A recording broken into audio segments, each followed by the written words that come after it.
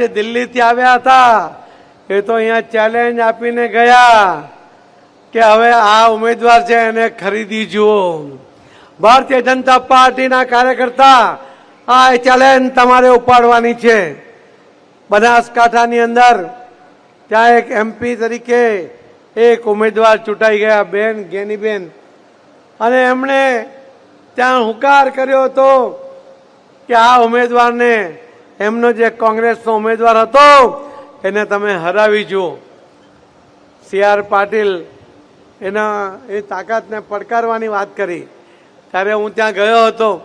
મેં કહ્યું કે આમાં CR પાટીલની કોઈ તાકાત નથી.